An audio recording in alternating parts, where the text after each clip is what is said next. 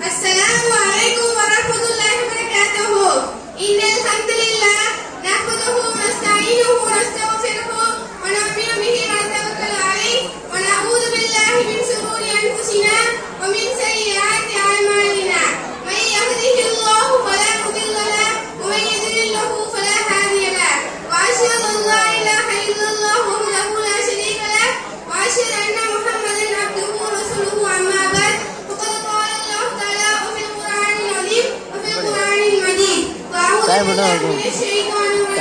Bismillahirrahmanirrahim.